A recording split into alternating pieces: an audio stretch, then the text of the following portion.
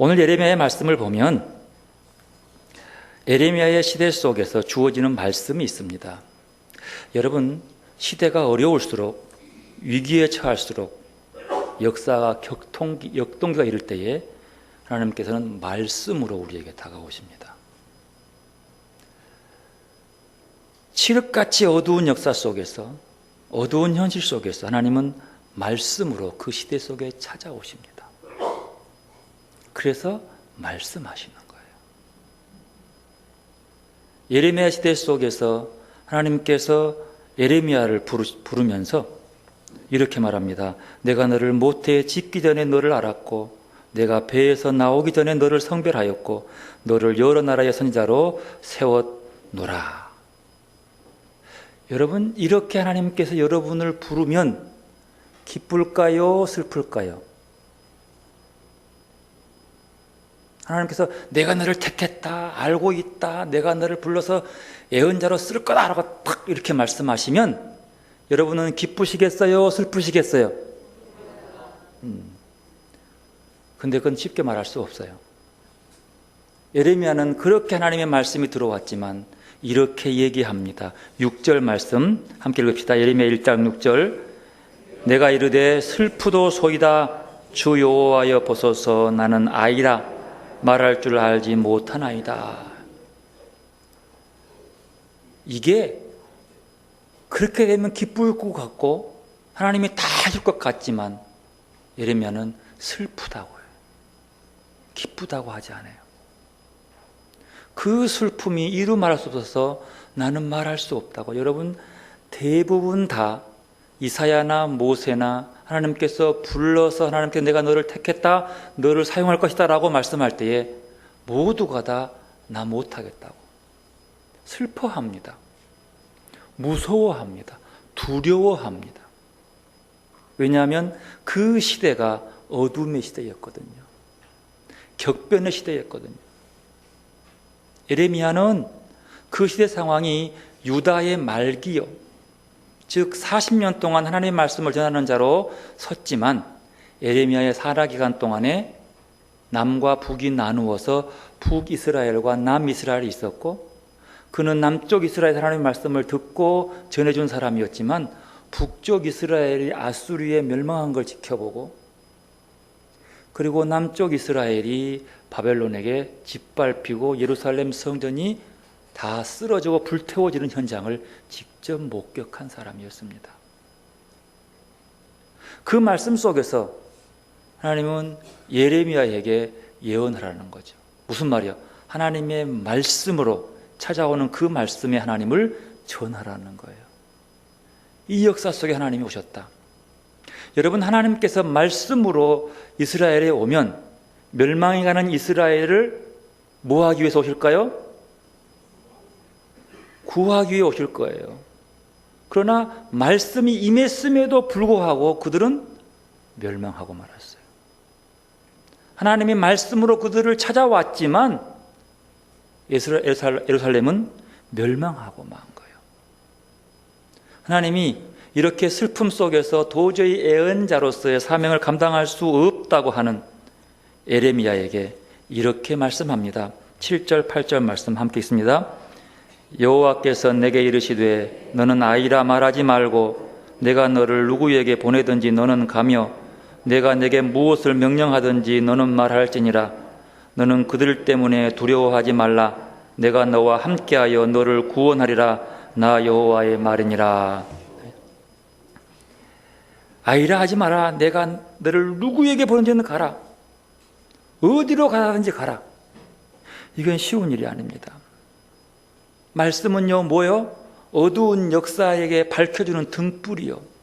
하나님의 말씀은 죽어져 가는 사람들에게 새로운 생명을 부여해주는 소망이요. 이 꺼져가는 등불에게 힘을 주는, 어두운 세상에 빛이 되는 하나님의 말씀을 붙잡고 예레미야는 나아가야 합니다. 그러나 그 말 속에는 나라의 멸망을 얘기하다 보니까 두려운 거예요. 무서운 거예요. 그러면서 말합니다. 내가 내 입에 내 말을 주겠다. 즉 예레미야 입에 하나님의 말씀을 세워놓고 하나님이 주어지는 말대로만 하면 되는 거예요. 그러면 그 말이 이루어지는 거예요. 그런데 하필이면 예레미야의 입술에 주어지는 하나님의 말씀이 뭐냐라면 10절에 나와요. 함께 읽어봅시다. 10절. 보라, 내가 오늘 너를 여러 나라와 여러 왕국 위에 세워 내가 그것들을 뽑고 파괴하며 파멸하고 넘어뜨리며 건설하고 심하게 하였느니라. 하필이면 유다만 아니라 여러 나라의 예언자로 보내서 그들을 뽑아내버리고 파괴시켜버리고 파멸하고 넘어뜨리겠다고 멸망시키겠다는 말을 넣어둔 거예요. 그 말을 쉽게 할 수 있겠어요? 이 말을 하고 나서 그 말한 자가 어떤 핍박을 당하고 어떤 어려움을 당할지는 뻔히 아는데 그 말을 쉽게 할 수 있겠냐는 거예요. 그러나 예언자 예레미야는 그 말을 할 수밖에 없었어요. 여러분, 예레미야 시대에 예언자가 없었던 게 아닙니다. 예언자가 없어서가 아니라 예언자가 부지기수로 많았어요. 왕궁에도 예언자가 참 많았어요. 하지만 그들은 하나님께서 그 입술에 하나님의 말씀을 떡 심어 놓고 나면 그 말씀이 파멸이고 멸망이고 넘어뜨리게 하고, 그리고 그 말씀 속에는 새로운 소망과 희망이 있음에도 불구하고 그 말을 쉽게 전하지 못하는 거예요. 그래서 말을 바꾸어요. 하나님의 말씀을 통해서 하나님의 이름을 표방해서 그들은 슬쩍이 말을 바꿉니다. 그러다 보니까 이 왕궁이 이렇게 부강하고 잘 사는데 어떻게 멸망하겠느냐고 얘기하는 겁니다. 물어볼게요. 예레미야가 하나님의 말씀을 전하지만 그 말이 이루어져서 나라가 멸망하고 파괴됐다고 해서 그 말을 하는 예레미야가 그 나라를 파괴시킨 거예요?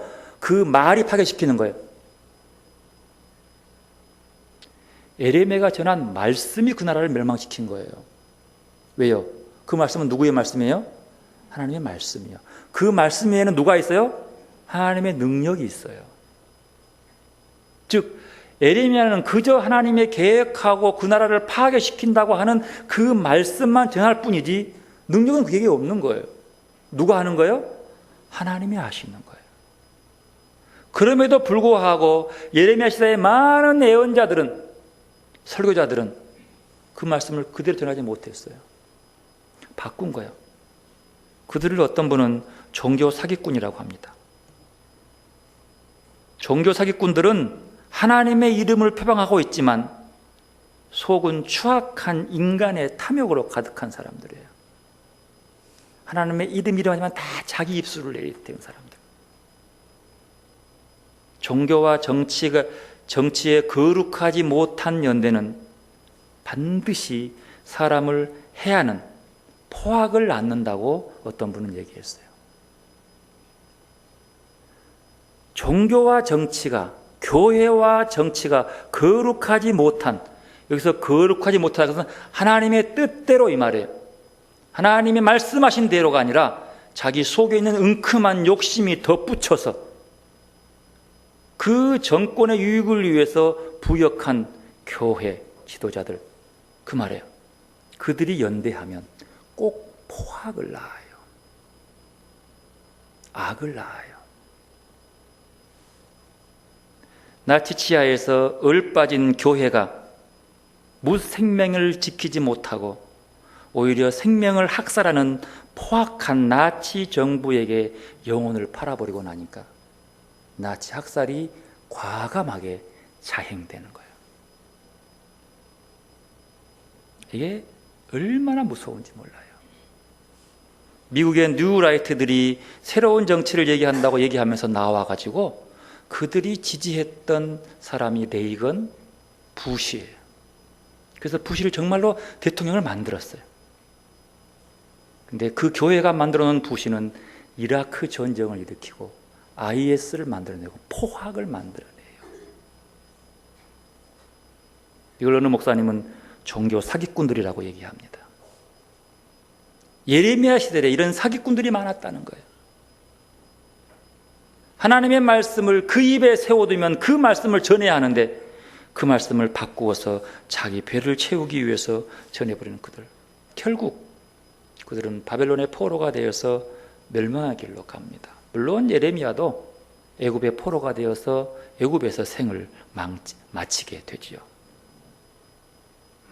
하나님의 말씀이 입에 와서, 말씀은 사람을 살리는 데 사람을 죽이는 곳으로 끌어가 버리는 그 말씀으로 부합해버리고 이 길을 채워가는 모습, 우리 속에서 말씀의 율법이라는 규율의 이념이 아니라 말씀이 살아 움직이는 생명의 말씀으로 지켜질 수 있도록 우리에게 임하는 말씀을 받을 수 있어야 한다는 겁니다.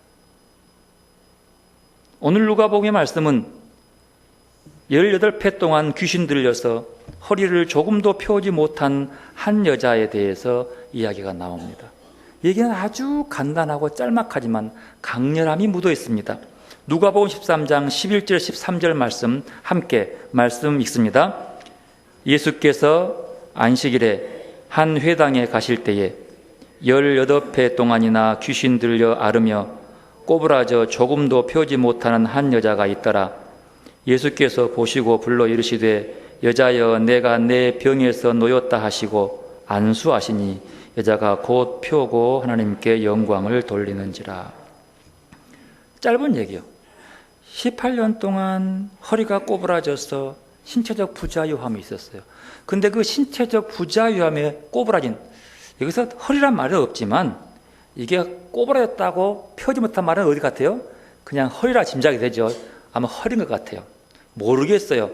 협착증인지 디스크인지 모르지만 어쨌든 허리에 꼬부라진 거예요. 근데 너무 신기하게 이 허물이 꼬부라진 원인이 뭐 때문이에요? 귀신 때문이라는 거예요. 귀신 들려 앓고 있다. 그래서 이 말씀을 있는 그대로 유치원적 사고를 가진 사람들은 허리 아픈 것은 귀신 때문이구나 이렇게 믿는 사람이 있다는 거예요. 그래서 모든 병은 감기가 들어도 귀신이고 무좀이 걸려도 귀신이고, 그래서 맨날 병든 사람들에게 막 귀신아 나가라 뭐 예수를 명하니 막 이렇게 하면서 하는 유치원식 사고방식의 성경 있게 한 사람들이 있는 거죠. 근데 여러분 잘 한번 보세요. 오늘 본문에 왜 예수님께서 굳이 굽혀서 꼬부라진 허리가 아니고 하여튼 꼬부라져 가지고 허리를 못 펴는 그런 상태에 여인에게 꼭 귀신 들렸다고 얘기할까 그 말이에요. 근데 왜 하필이면 그 사람을 안식일이라는 데 넣었을까? 한 번쯤 생각해 볼 필요가 있는 거죠. 근데 여기서 중요한 것은요, 예수님께서 병을 골지 말합니다. 예수께서 보시고 불러 이르시되 여자여 내 병에서 놓였다 이렇게 얘기해요. 내 아픔에서 놓였다, 치료되었다, 해방되었다 그 얘기예요. 여기서 놓였다 말은 류요라는데 해방되었다 그 뜻이에요. 네 병에서 내가 해방되었다. 그 말씀이 들어오는데 그것으로 병이 낫지 않고 그 다음에 뭐 하니까? 안수하니까 그가 허리를 펴고 일어납니다. 허리를 편 다음에 그가 한 일이 뭐예요? 하나님께 영광을 돌리더라. 그러면 바꿔 말합시다. 허리를 펴지 못하고 꼬부라져 있으면 그는 하나님께 영광을 아직 못 돌린 상태예요. 그러면 오늘 본문을 자세히 보면 육체적인 허리 아픔, 허리 구부러짐이라고도 볼 수 있지만 실은 또 다른 의미를 볼 수 있는 거예요. 특별히 그날이 안식일인 거죠. 오늘 본 보십시오.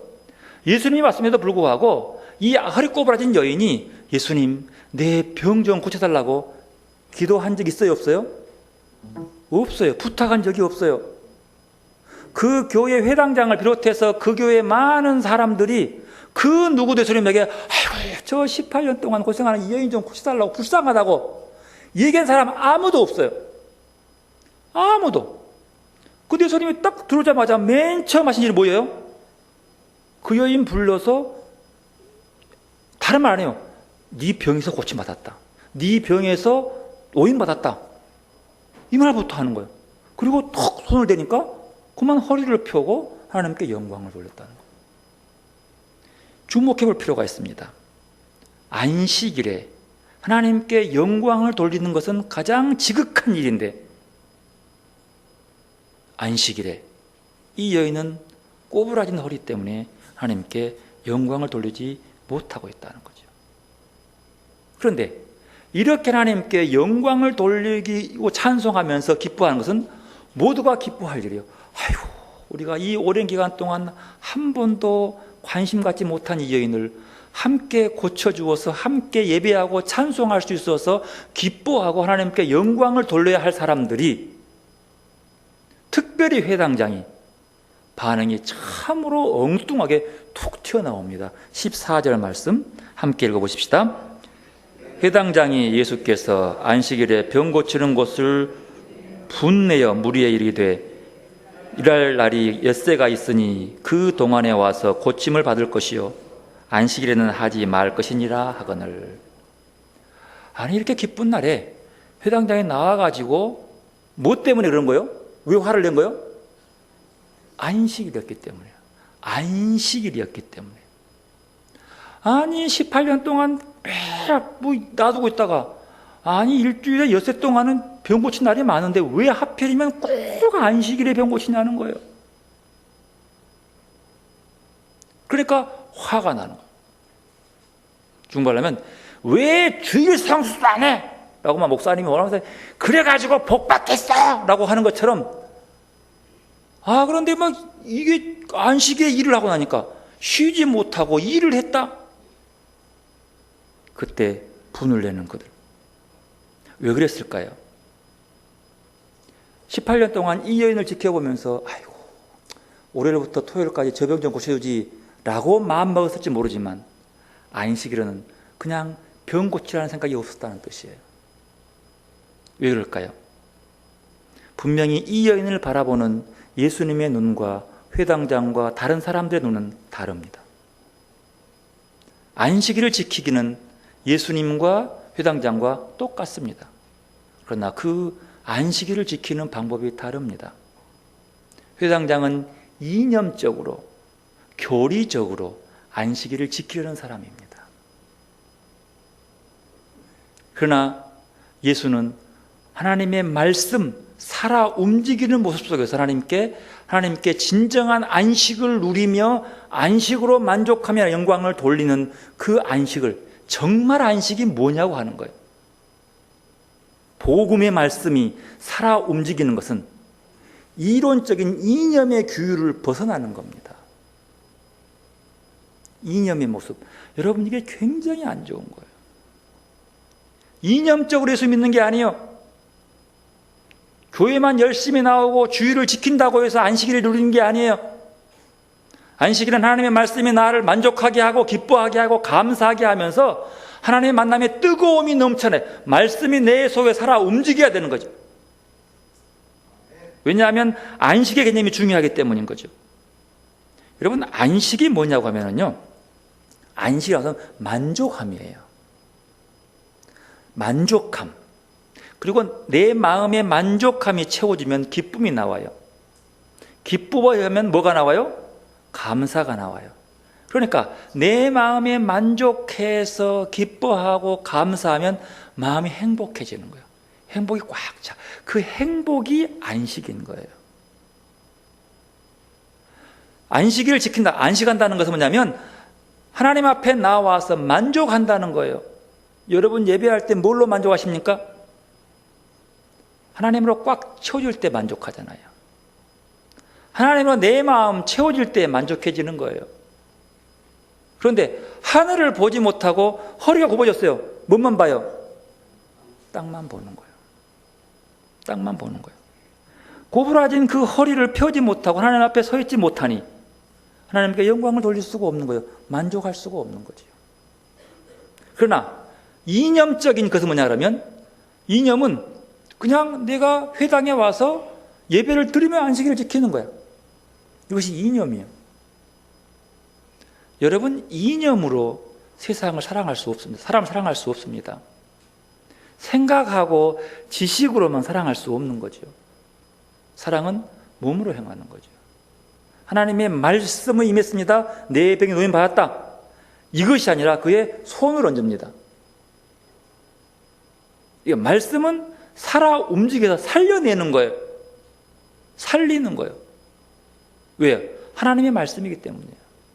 우리가 하나님의 말씀으로 살아가면 그 말씀이 누구를 살려요?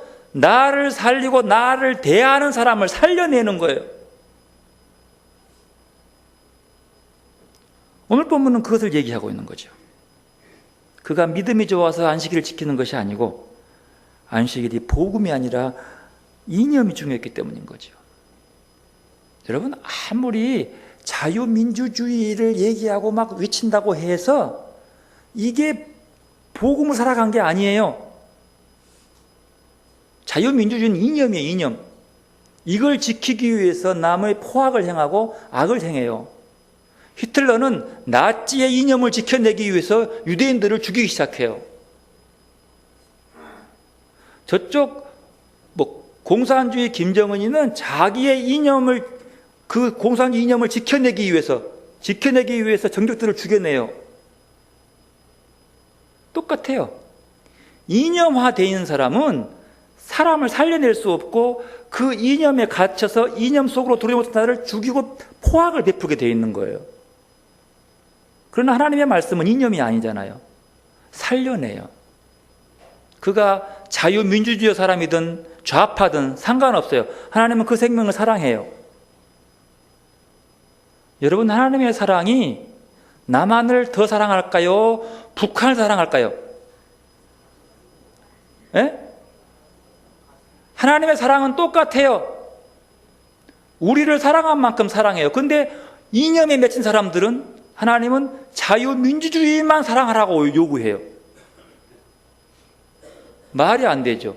하나님을 자기의 속으로 묶어버려요. 이게 이념이에요. 안식일 규칙 안으로 하나님을 묶여요. 안식일의 주인이 와서 참 안식이 무엇인가를 가르치고 보여주고 있는데 그들은 그것을 따라오지 못하는 겁니다. 이 말씀 앞에 이념에 머물러 있는 그들에게 예수님은 이렇게 말합니다. 15절 말씀 함께 있습니다.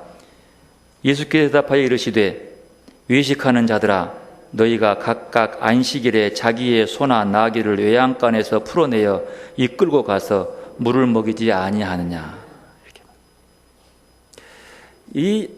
이 회당장이요, 예수님 앞에서 성기를 낸 게 아니었어요. 14절 보면은요, 어떻게 해요? 지극끼리 모여가지고 세상에 어떻게 저럴 수가 있어. 하나님의 아들이라는 사람이 말이야. 안식일도 안 지키고 병을 고쳐! 라면서 막 자기들끼리 성기를 낸 거예요. 이게 보통 이 이념에 매인 사람들은 그래요. 지극끼리 모여가지고 지극끼리 성기를 내고 지극끼리 막 요구해요. 직접 나가서 말 못해요. 이게 어리석은 자들이죠. 그런데 그들은 그렇게 얘기하면서도 안식일 지키면서도 세상에 사람 아브라함의 후손인 이 여인이 참된 안식을 누리도록 이끌지는 못하면서 자기 소가 목마를 때는 데려가서 물을 먹이는 거예요. 그건 일 아니에요? 자기가 그렇게 하면서 예수님이 그 한 생명의 하나님께 영광 돌리고 찬송하는 참된 안식 안으로 들어온 것을 못 보는 거죠. 왜 그랬을까요? 예수는 그들을 향해서 위선자라고 합니다. 외식하는 자, 위선자예요. 위선자라고 해요. 위선자가 왜 인제 삽니까? 이들은 자기가 갖고 있는 사물이나 자기의 동물들에게는 안식일에 상관없이 그들을 살리기 위해 했으면서도 한 인간에 대한 사랑과 연민과 이해도 없어요. 자기도 이해 못해요. 자기 자신도 이해 못하는 사람. 왜요? 하나님의 사랑을 받는 아브라함의 후손인 이 딸의 그 아픔에 동정과 아픈 마음도 없는 안식은 없는 거예요. 그게 없기 때문인 거죠. 전혀 하나님이 사랑하는 사람들에게서 눈길을 안 주면서도 자기의 재물에게는 온통 관심이 있어. 목마르지? 가자. 안식일 괜찮아, 너 목마르니까 하면서 그 생명, 그건 괜찮은 거예요. 살려낼 수 있어야 돼요. 안식일은 사람을 죽이는 것이 아니라 살리는 것이거든. 그리고 그 살림 앞에서 하나님께 영광을 돌리는 것이거든요. 하나님이 나 같은 죄인을 이렇게 사랑해서 하나님의 사랑 안에 오게 했다는 사실을 스스로 속이는 거예요. 자기는 모르면서 하나님이 얼마나 사랑하는지 모르니까 남을 얼마나 사랑하는지를 몰라요. 허리 꼬부라져서 18년 동안 그 고생하는 그 사람이 얼마나 힘든지를 모르는 거예요. 자기를 속이는 거예요. 그래서 하나님께서 말합니다. 예수님 말합니다. 이 외식하는 자들아, 이 위선자들아, 이 사기꾼들아, 너희들이 안식을 지킨다고 말하는 것이냐? 사람에 대한 사랑이 그렇게 중요한 거죠. 주님은 여기서 한 걸음 더 나아갑니다. 여기서만 머물러 있지 아니하고 이 여인 속에서 우리가 한 가지 들려서는 귀신 들려 앓으며 꼬부라진 여인이라는 거죠. 귀신 들렸다고 하는 것은요, 이것은 또 다른 의미를 바라보죠. 자, 이 꼬부라진 마음, 귀신 들린 사람은 하나님 앞에 나아가서 하나님의 영광을 찬양할 수 있을까요? 없을까요? 없어요. 그러나 귀신 들리지 않는 사람은 하나님께 영광을 돌릴 수 있어요? 없어요? 있어요. 그래서 그 병을 고쳐야 돼요. 귀신 들려 꼬부라졌다고 하는 이유는 뭐냐 그러면 이것은 육신적인 것이라기도 싶지만 더 나아가서 마음에 꼬부라진 허리요. 즉 말하면 그 마음이, 그 영혼이 눈을 들어 하나님께로 향하지 못하고 어디를 향해요? 땅만 봐. 허리에 꼬부라진 사람이 어디를 봐요? 땅만 봐요. 그리고 이 땅에서 만족. 이 사람이 하늘 한번 보려면 엄청 힘들어. 뒤틀리고 어렵고. 예수님은 그 당시 회장당들과 이념적으로 안식일을 지키는 사람들을 허리 꼬부라진 사람으로 본 거예요. 뭐 들려서? 귀신 들려서. 그런데 이 귀신 들려 허리 꼬부라진 그 사람들에게 참된 안식은 뭐예요? 뭐예요? 허리를 펴는 거예요. 보십시오. 안수환이 허리를 펴고 곧 하나님께 영광을 돌리더라. 허리를 펴야 영광을 돌린 거거든요. 이게 참된 안식이에요. 왜? 하나님께 영광을 돌리는 그 순간 내 속에 하나님으로 만족하고 기뻐할 수 있기 때문에 그러는 거죠. 귀신 들려 꼬부라져 있습니다. 그것은 이미 이 여인의 모습 속에서 우리의 마음이 꼬부라져 있던 것을 비유적으로 말씀하고 있다고 볼 수 있는 거죠. 여러분, 육신의 아픔이 있다고 해서 하나님께 영광을 돌리지 못하는 게 아닙니다. 사도 바울은 스스로 얘기했죠. 나는 내 몸에 가시가 있다. 무슨 가시? 사탄의 가시가 있다라고 얘기했어요. 그는 늘 사탄의 가시를 몸에 짊어지고 아프기도 하고 힘들고 눈도 막 짓물도 나고 그랬어요. 고쳐달라고도 기도했어요. 하나님이 안 고치셨어요. 그럼에도 불구하고 그는 안식했어요. 어떻게 해요? 항상 기도하고, 쉬지 말고 기도하고, 범사에 감사하고, 그리고 늘 감사. 늘 그랬어요. 그것으로 안식을 누린 거죠. 즉 말하면 몸이 아프다고 해서, 디스크가 있다고 해서 하나님으로 만족하지 않은 것이 아니라 하나님으로 만족할 수 있다는 거예요. 마음의 문제. 허리를 똑바로 펴고 있어도 이념적으로 율법을 지키는 자들은 허리 꼬부라진 상태예요. 그 사람들은 언제나 이 땅 것만 추구하는 거예요. 이것을 보고 귀신 들린 자라고 하는 거죠. 여러분, 귀신 들렸다고 하는 것은요, 죽은 상태를 의미합니다. 귀신 들린 사람은 자기가 죽었다는 사실을 인정하지 않아요. 이게 특징이에요. 아담과 하와가요, 에덴동산에서 선악과를 따먹으면 어찌나 했어요? 하나님은 네 저거 따먹으면 정령 죽으리라. 사탄은 뭐라고 그래요? 저거 따먹어도 너 안 죽어. 그런데 아담이 선악과를 따먹었어요. 죽었어요? 안 죽었어요? 죽었어요? 안 죽었어요? 그럼 누구 말이 맞아요?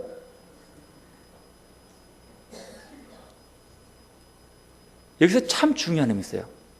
하나님의 말씀은 절대로 거짓말하지 않아요. 따먹으면 너 정녕 죽는다? 사탄은 저거 따먹어도 안 죽어. 근데 따먹어버렸어. 죽었어요? 안 죽었어요? 정녕 안 죽어 있는 거야. 이게 참 문제가 됐죠. 근데 여러분 잘 보십시오. 정녕 죽지 않았는데 아담과 하와는 에덴에서 어떻게 했어요? 쫓겨났어요. 에덴은 기쁨이란 뜻이에요. 기쁨이 사라졌어요. 아담과 하와가 에덴 동산에서 살 때에 뭘로 기뻐했어요? 하나님의 말씀에 순종하면서 기쁜 거예요.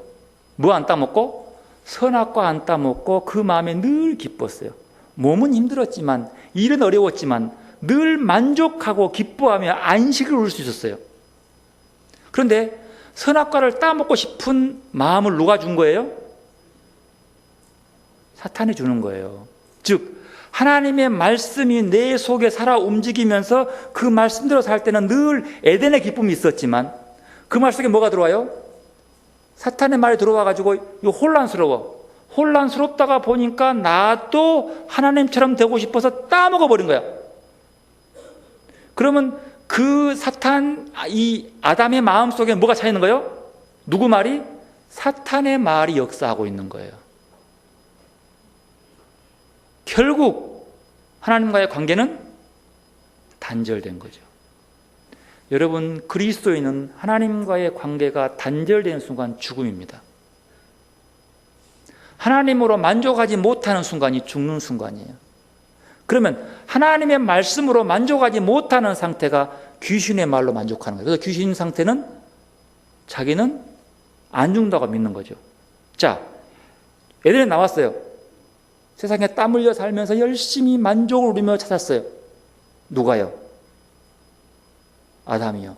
누구 말대로? 사탄 말대로. 세상에 부귀영화도 있어요. 이 땅에 자랑도 할 것도 많아요. 이것으로 마음을 채워가는 거예요. 하나님을 마음에 비우고 나니까 이 빈 마음에 세상 욕으로, 세상 욕심으로 만족을 채워가기 시작하는 거예요. 그러나 그 순간은 잠시뿐이요. 곧 슬퍼지고 마는 거예요. 곧 세상의 만족은 멸망해요. 세상의 권력을 잡아서 10년 갈 것 같지만 못 가요. 망하게 돼 있어요. 오래 못 가는 거예요. 인간 한계가 있는 거죠. 세상의 만족 끝나는 거예요. 사탄이 얘기하는 거죠. 하나님으로 만족하지 않고 이 땅의 것들을 누리면서 만족하고 기뻐할 수 있는 게 있어. 너 안 죽었어. 하지만 죽은 거예요. 왜요? 하나님과 관계 끊어지면 죽는 거예요. 여러분, 하나님의 말씀 안에 사는 사람은 영원히 살아요. 이 땅의 삶이 영원히 사는 길을 가는 거예요. 믿음의 사람들의 길이에요. 이걸 끊어지는 거예요. 이 단계예요. 그래서 허리가 꼬부라진 사람은 이 땅에서의 만족, 야, 얼마나 기쁘냐, 내 아들 출세하고 성공해서 얼마나 기쁘냐, 우리 집 잘 돼서 얼마나 기쁘냐, 늘 이 속에서 기쁨을 찾지만 그 기쁨은 오래 못 가는 거예요. 하나님으로 빠져버린 상태, 끝난 상태. 그러나 하나님의 말씀이 내 삶이 되고 살아 움직이는 그 순간 그 속에 기쁨과 감사가 오는 거죠. 내 마음에 채워지는 거예요. 여러분, 내 마음을 만족하게 채울 수 있는 것은 뭐밖에 없어요? 하나님밖에 없어요. 원래 만들 때부터 하나님만으로 만족하게 채워지는 것이 인간의 마음이에요. 하지만 이것을 비워내고, 여러분, 선악과 따먹는 것이 하나님께 영광 돌리는 거였어요?